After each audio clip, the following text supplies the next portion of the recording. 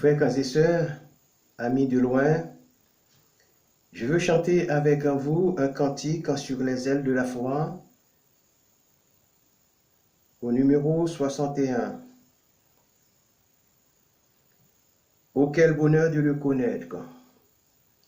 Oh, quel bonheur de le connaître, l'ami qui ne saurait changer, de l'avoir ici bas pour maître, pour défenseur et pour berger.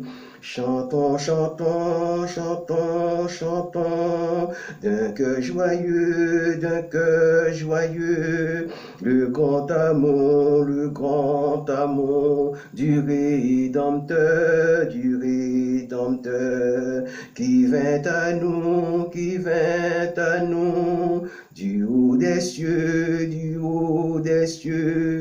et nous sauva du destructeur.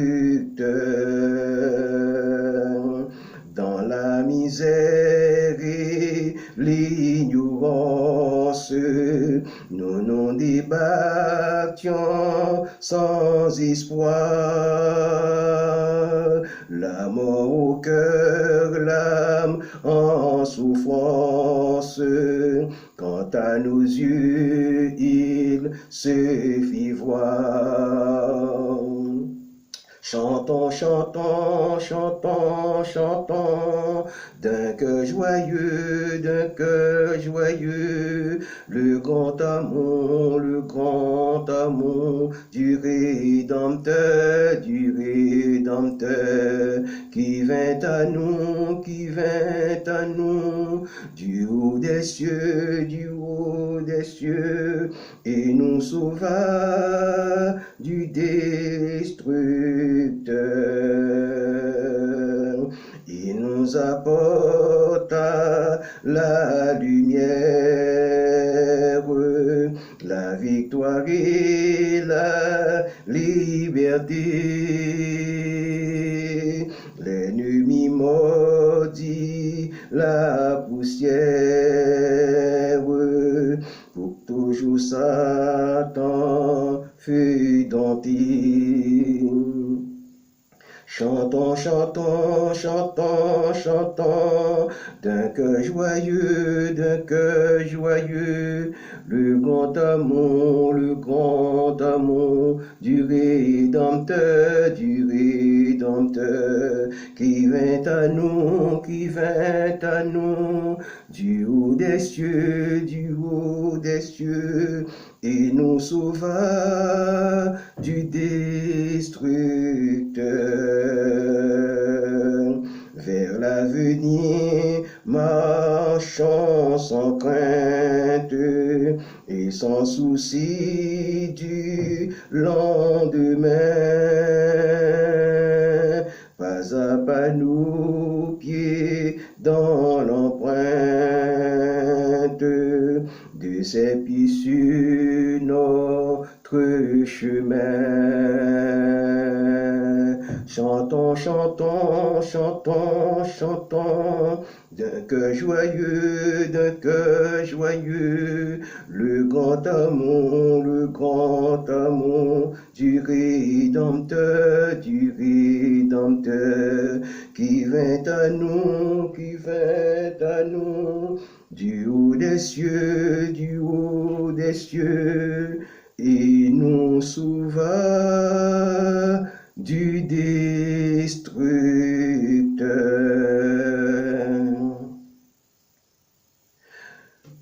La prédication de ce jeudi de l'Ascension est tirée du verset 9 du premier chapitre des Actes des Apôtres, et nous lisons les 9 premiers versets pour comprendre le sens du dernier verset lu. Théophile, j'ai parlé dans mon premier livre de tout ce que Jésus a commencé de faire et d'enseigner dès le commencement, jusqu'au jour où il fut enlevé au ciel après avoir donné ses ordres par le Saint-Esprit aux apôtres qu'il avait choisis. Après qu'il eut souffert, il leur apparut vivant et leur en donna plusieurs preuves en se montrant à eux pendant 40 jours et parlant des choses qui concernent le royaume de Dieu.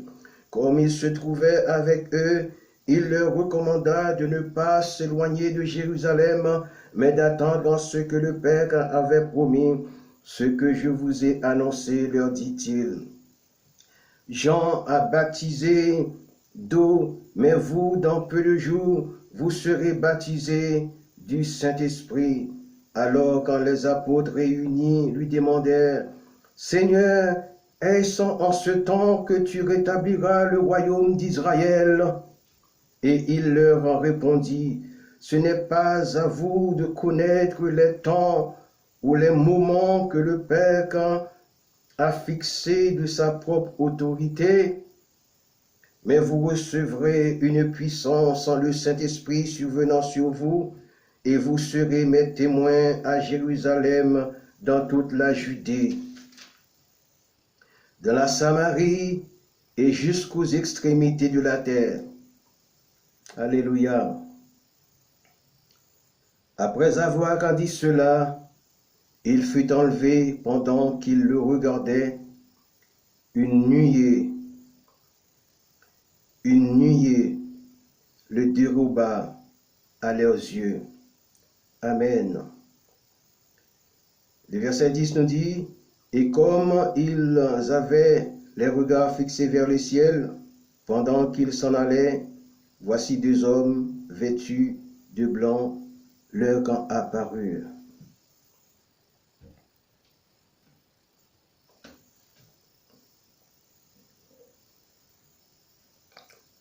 Tout d'abord, jetons sommairement un coup d'œil sur quelques-uns de ces versets. Le verset 3 nous dit que le Christ se montrait à ses disciples pendant 40 jours. Le verset 4, quant à lui, nous montre qu'il se trouvait avec eux. Et Luc en 24, verset 41 et 43, montre également qu'il mangeait avec eux. Le verset 9, le dernier verset lu, nous parle d'une nuée pareille à celle qui, dans l'Ancien Testament, accompagnait la gloire de l'Éternel. La nuée apparaissait à la fin de l'ouvrage, à la fin de la construction du tabernacle. Alors, la nuée couvrit la tente d'assignation et la gloire de l'Éternel remplit le tabernacle, selon Exode 40, verset 34. Tous les éléments du tabernacle parlant de Jésus et de nous. C'est pourquoi, et sans hésitation, l'ascension, lue au verset 9, nous montre à nouveau cette nuée enveloppant le Christ. L'ascension commémore l'exaltation du Christ à la droite de Dieu. Il ne va pas sans dire que la dernière apparition du Seigneur prit une forme matérielle de la divinité, ce qu'on appelle une théophanie. Sur le plan littéral, l'ascension est le fait de s'élever dans les airs. Sur le plan religieux et spirituel, elle est l'authentification absolue de l'acceptation de Jésus auprès du Père dans le lieu très saint. Sans l'ascension, la résurrection serait restée uniquement dans le cadre historique. Elle aurait été comparable à de nombreuses résurrections par Jésus lui-même et par des prophètes comme Élie qui ressuscita le fils de la veuve de Sarepta, ou bien la résurrection d'un homme dont le cadavre avait repris vie en allant toucher les eaux d'Élysée. Toutes les résurrections miraculeuses opérées étaient faites dans le but de montrer la grandeur et la miséricorde du Dieu Tout-Puissant et ce pour vivre sur la terre et mourir à nouveau. Car il n'est écrit nulle part dans la Bible que ceux qui étaient ressuscités au moment de la mort du Christ étaient montés au ciel le jour de la résurrection. Quand Jésus interdisait à Marie de le toucher parce qu'il n'était pas encore allé vers le Père, et dans l'après-midi, fit route avec les 2 disciples d'Emmaüs selon Luc 24, verset 13-15. Et 8 jours plus tard, invita Thomas à le toucher. Cela reste, bien entendu, un mystère. Refus à Marie de Magdala de le toucher et acceptation à Thomas de mettre son doigt dans sa main et son côté pour le toucher, selon Jean chapitre 20, verset 27. Cher ami, que peut-on dire, que peut-on en déduire quand Jésus venait d'accomplir le sacrifice de la rédemption et était sur le point de monter au ciel pour présenter le sang expiatoire. Mais dans l'intervalle, entre cette rencontre avec Marie de Magdala, Jésus était monté au ciel et en était revenu selon la figure symbolique de Lévitique 16, versets 23 et 24. Personne n'est ressuscité et monté au ciel avant lui. Colossiens chapitre 1er, verset 18, je cite, « Il est la tête du corps de l'Église. Il est le commencement, le premier-né d'entre les morts, afin d'être en tout le premier. » Fin de citation.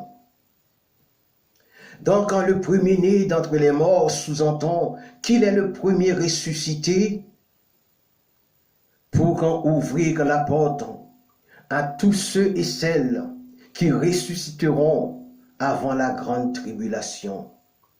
De ce fait, le processus de la résurrection commence avec Jésus à la tête, puis nous autres les saints, selon 1 Thessaloniciens 4, versets 16 et 17.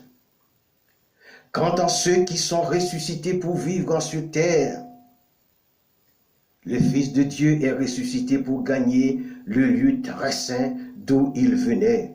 Car, dit-il, avant qu'Abraham fût, je suis. Donc, ceux qui étaient ressuscités l'étaient pour continuer à vivre sur la terre.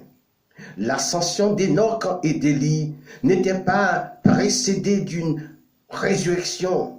Si Élie est considéré comme une préfiguration du Christ dans son ascension, à cause d'Élisée, son témoin oculaire et son successeur, il est loin d'être un type de Jésus comme l'est Melchisédek. L'ascension d'Enoch est plutôt une préfiguration de l'enlèvement de l'Église et ne peut pas être un type du Christ. Dans l'enlèvement d'Enoch, nous voyons la sécurité de Dieu pour son peuple. Dieu met toujours son peuple à l'abri avant les catastrophes. Enoch, en faisant partie du tout premier groupe d'adorateurs dont l'exemplarité de la foi se voit dans les 300 ans de marche spirituelle avec Dieu. Genèse 4, 26 nous apprend que Seth est le père des adorateurs de Dieu, car c'est après qu'il eut engendré un fils que l'on commença à invoquer l'Éternel. Alléluia.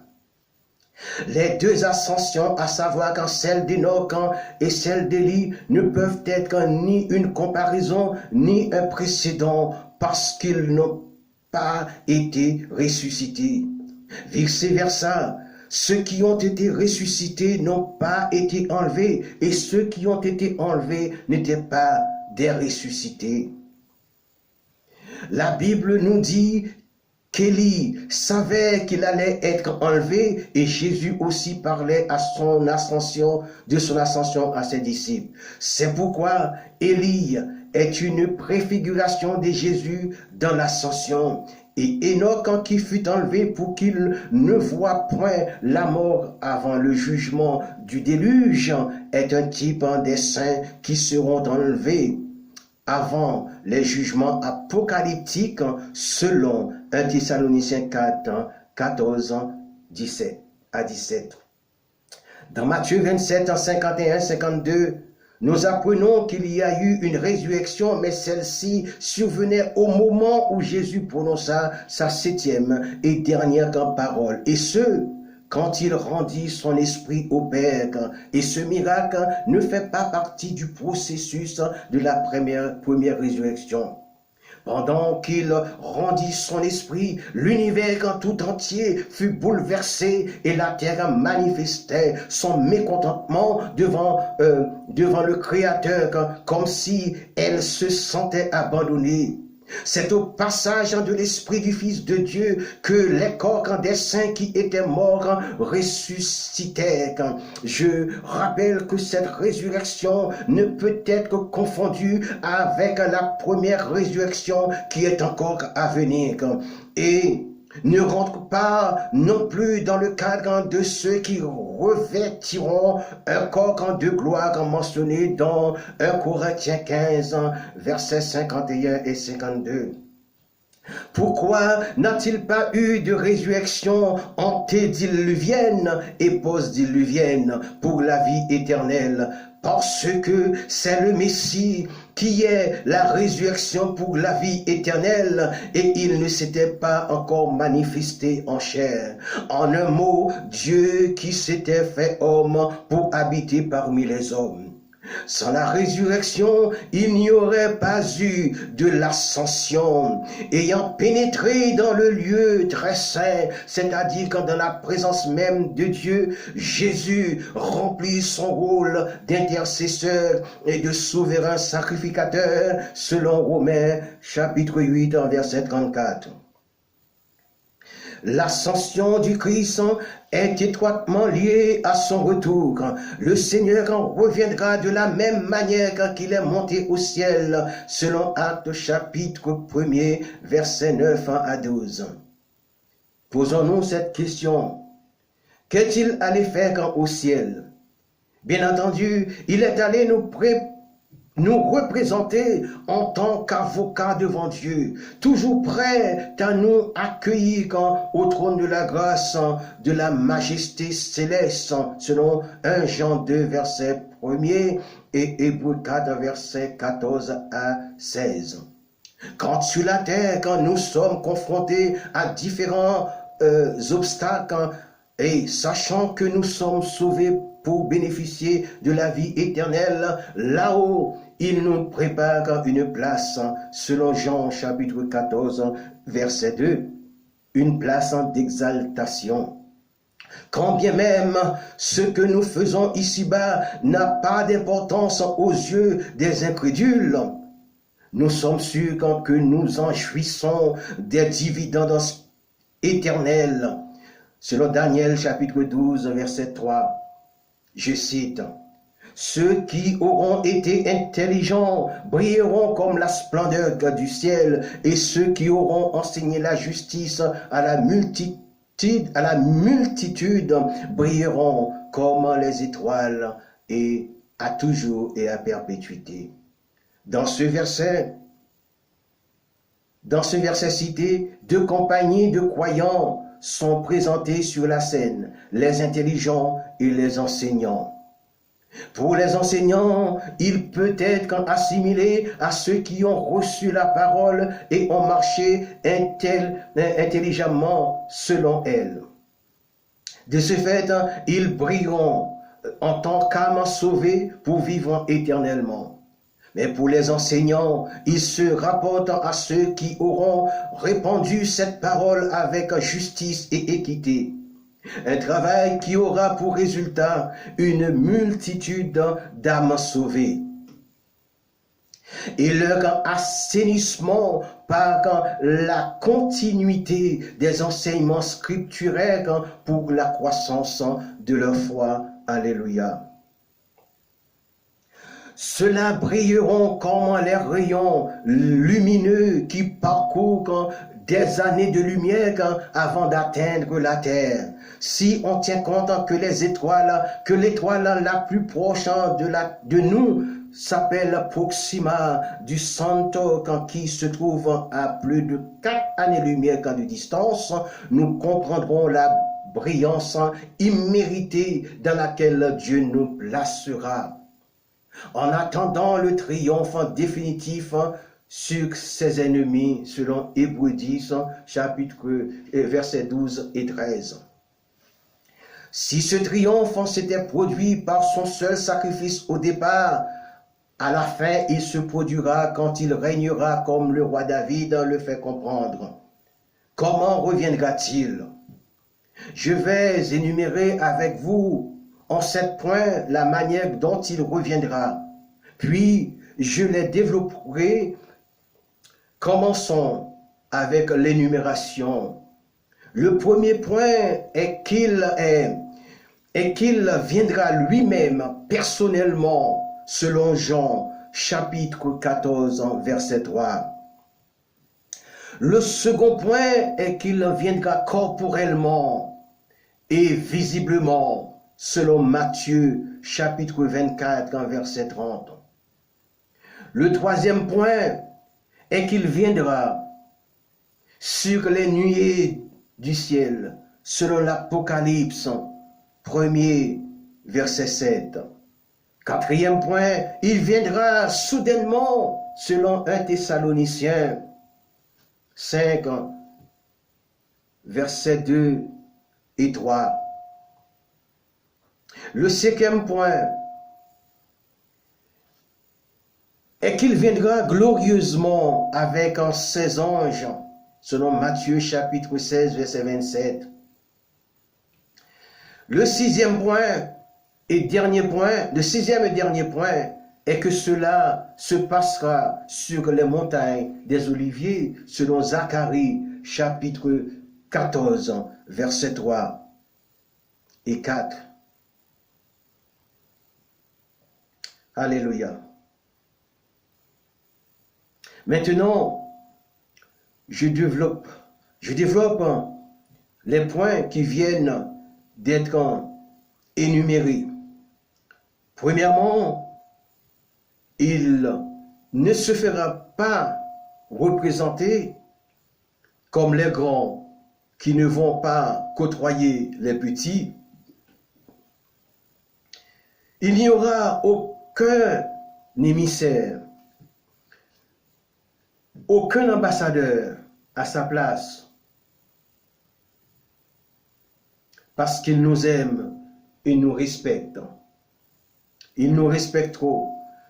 C'est comme le respect dû d'un fiancé à une fiancée, car nous sommes cette fiancée-là à laquelle la préciosité relationnelle est sans conteste. Deuxièmement, il ne viendra plus sous la forme d'une colombe, ni sous la forme du buisson ardent, ni par le vent pour frayer un chemin comme celui de la mer en rouge. Mais avec le même corps que celui de la résurrection et de l'ascension. Alléluia. On pourra le voir et le contempler, l'adorer et se prosterner devant lui parce qu'il sera réellement visible de personne à personne. Troisièmement, sa route sera celle des nuées du ciel embellie par la splendeur de sa gloire. Une route qui ne ressemblera à aucune autre parce qu'elle est uniquement faite pour le passage du prince de la vie. Quand il rentrait à Jérusalem lors de ses 3 ans de ministère terrestre, ce fut quand les branches des palmiers qui ornèrent sa route. Mais à son retour, Ce sera l'éclat de sa splendeur qui transformera sa route en voie ineffable.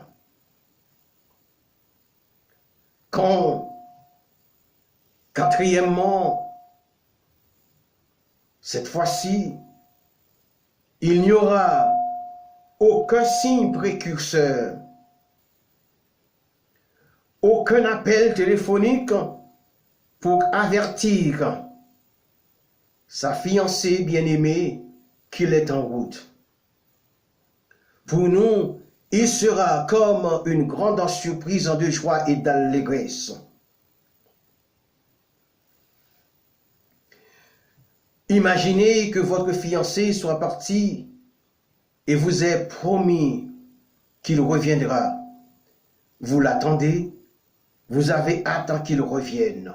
Et un beau jour, au moment où vous ne vous y attendez point, selon que vous seriez dans la joie ou la tristesse, quand inattendument la porte s'ouvre,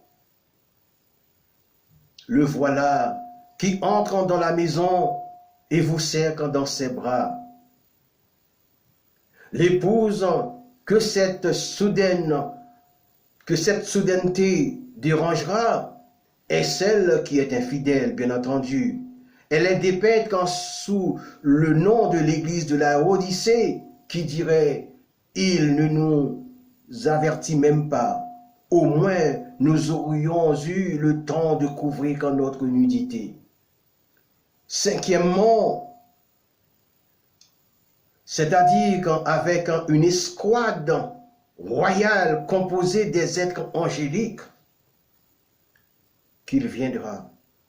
De la même manière qu'on a l'habitude de voir quand les chefs d'État sur nos routes et autoroutes escortés par des motards faisant signe aux automobilistes de dégager la route, de dégager le passage, il en sera ainsi, mais encore plus splendide et extraordinaire, avec des anges qui donneront des ordres de dégager les autoroutes du ciel encombrées par les mauvais esprits de l'air pour le passage du Saint des Saints.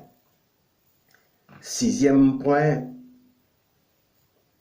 comme tout bon époux, il a laissé sa maison pour un voyage concernant sa famille. Il n'ira pas à son retour se loger dans un palais royal ou dans une somptueuse villa au bord de la mer, avec vue sur une plage pour admirer les postérieures protubérantes, mais reviendra là où il a laissé les siens, dans la même ville, le même quartier et la même maison. Il en sera de même pour notre Seigneur quand Jésus. Il reviendra exactement dans le même pays, le même endroit d'où il était monté au ciel, à savoir le mont des Oliviers. Mes amis, une seule personne fut enlevée et montée au ciel dans la génération antédiluvienne. Elle s'appelle Enoch. Aucune personne de cette génération-là n'est jamais ressuscitée. 8 personnes furent sauvées pour vivre après le déluge. Noé, sa femme, ses fils Sem, Cam et Japheth, avec leurs femmes respectives. Ces personnes qui furent sauvées au travers du déluge n'étaient pas parfaites et n'étaient pas sans reproche. Malgré l'héritage adamique, alléluia,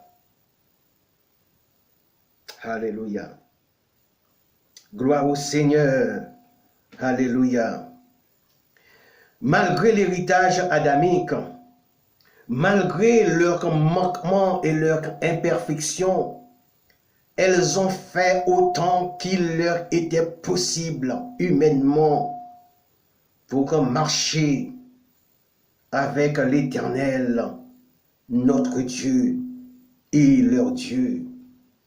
De ce fait, seule leur obéissance a prévalu. Ces gens, sachant qu'ils étaient imparfaits, obéissaient à la foi divine. Surtout Noé qui avait des oreilles de la foi pour écouter les consignes et les ordonnances divines.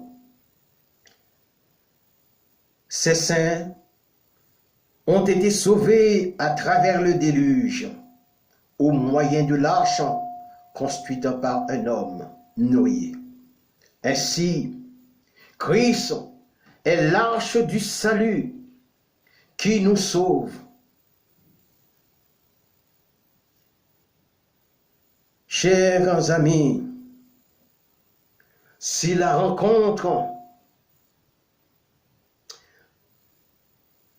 rencontre avec le Seigneur, si votre rencontre avec le Seigneur ne vous a pas apporté la joie, c'est qu'il y a un problème. Si la résurrection et l'ascension du Christ vous concernent, c'est que vous êtes déjà entré dans l'arche du salut qui est le Seigneur quand Jésus. Le déluge n'est pas différent des prochaines catastrophes apocalyptiques que connaîtra la terre entière, dont nous voyons les signes précurseurs aujourd'hui. Dans le déluge, la peine était limitée à une mort quasi instantanée qui avait allégé la souffrance des impies. Mais dans la grande tribulation à venir, elle sera plus longue, plus atroce et plus avilissante. Avilissante dans le sens où votre voix ne comptera plus, mais elle sera remplacée par celle d'une machine monétaire et administrative. C'est elle qui dira à votre place. C'est elle qui parlera à votre place. C'est elle qui dira, pour vous, je suis monsieur Dupont d'Oura. Je suis madame Dupont d'Oura. Vous ferez tout, de gré ou de force. Il n'y aura pas d'échappatoire. Que faut-il que vous fassiez dès à présent? Regardez à l'ascension de Jésus et à son retour. Et posez-vous cette question. Qu'est-il allé faire au ciel?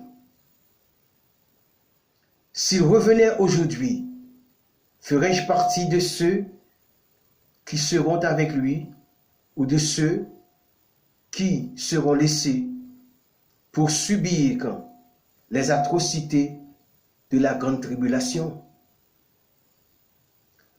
Oh, si votre situation vous conduira tout droit à la grande tribulation ou la deuxième résurrection, vous avez encore le temps de vous tourner vers lui, vers Jésus.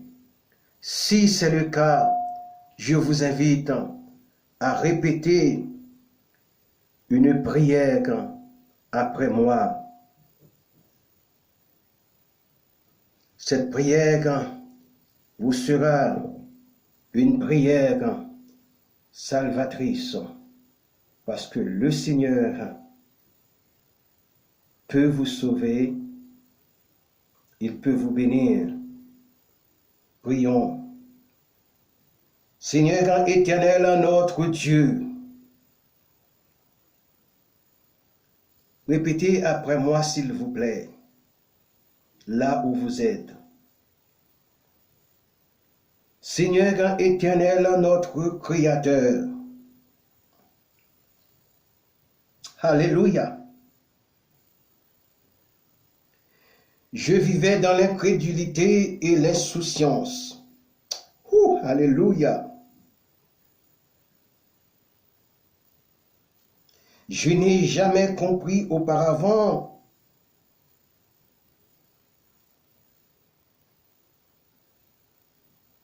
que ma condition de vie n'était pas compatible avec la vie d'une personne sauvée. Je te demande pardon pour mon ignorance. Alléluia. Je veux abandonner mes innombrables péchés pour me tourner vers toi.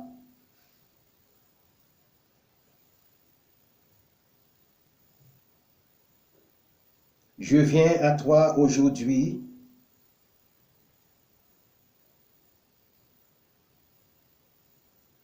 parce que ta parole dit que là où le péché abonde, ta grâce en surabonde.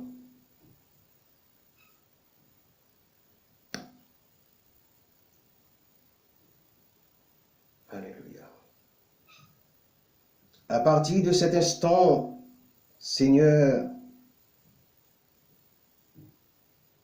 sois mon guide et mon sauveur.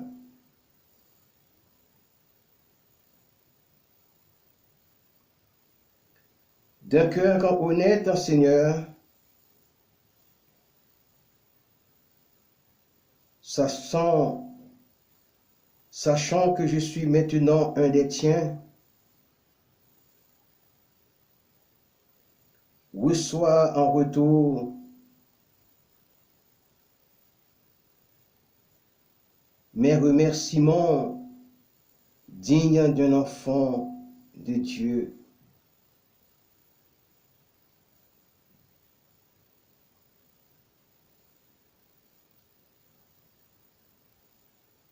Merci du rachat de mon âme, car je méritais l'enfer. Maintenant, j'ai l'assurance de mon salut.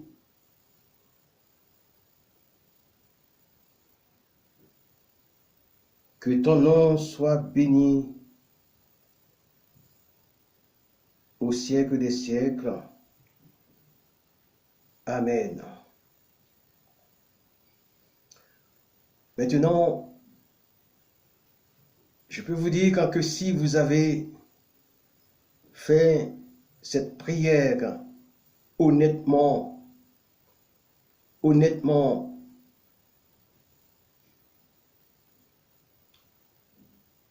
je prends l'autorité ce matin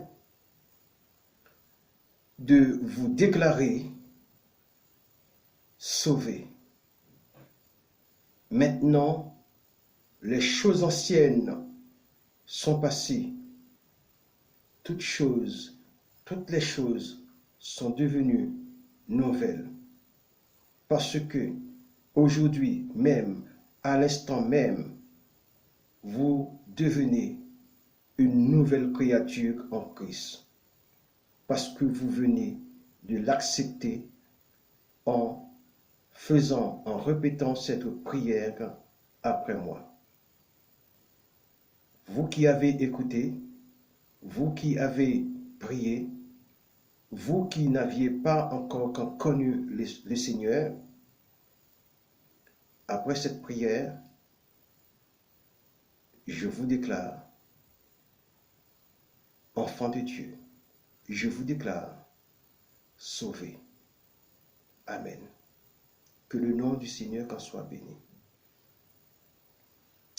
Au revoir et à bientôt, j'espère.